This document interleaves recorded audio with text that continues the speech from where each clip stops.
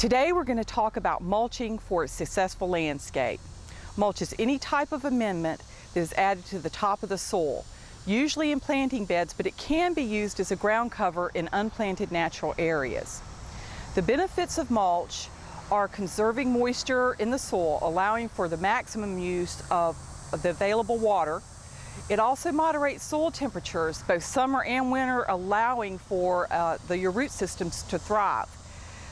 The mulch also prevents runoff by slowing the water flow. It controls erosion by preventing this runoff, and it controls weeds, which compete for the water and the nutrients in the soil. The mulching prevents the top layer of soil from compacting, which can impede the water flow. This lowers your water retention in the soil. Mulching also adds organic matter to the soil, and this is one of the most important things in long term that gardeners should strive for, because it does, as it breaks down, give you lots of nutrients in the soil that are much better than some of the chemicals and the fertilizers that we put in there. There are many types of mulch that are recommended for this area. Of course, the first one is always pine straw because it's the least expensive and the most easily accessible. It comes in bales, or you can purchase it in bulk.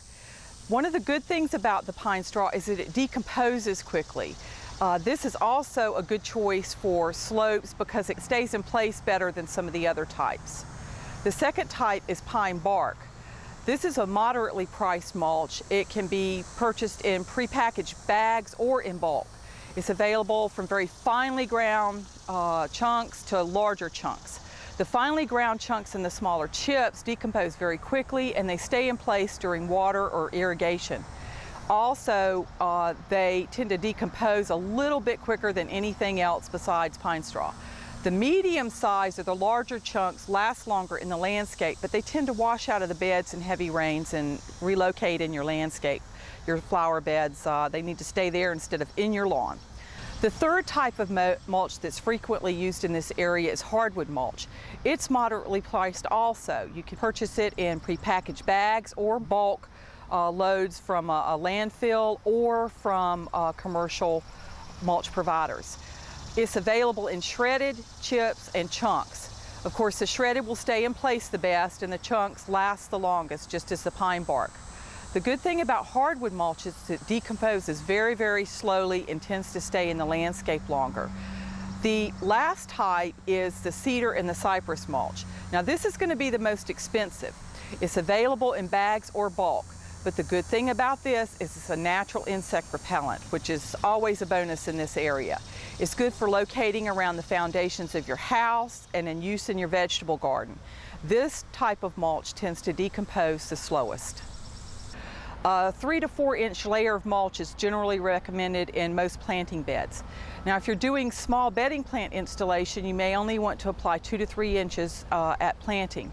The larger woody ornamentals like your azaleas and camellias, your crepe myrtles, anything that tends to be over 2 feet, you probably need a 3 to 4 inch mulch at installation. Also, remember to apply your mulches annually. Continue to add them. Remove your dead leaves and your spent flowers from your mulch surfaces, and remove old mulch yearly if disease is present in your bed. Consider your rose beds. They tend to contribute to disease over and over again, and if you'll remove your mulches, that will help control the diseases found in the soil. Also, avoid mounding your mulch higher each year. This sets up areas for insect, disease, and other pest problems. So remember to mulch your beds and make your gardening experience much easier and much more enjoyable.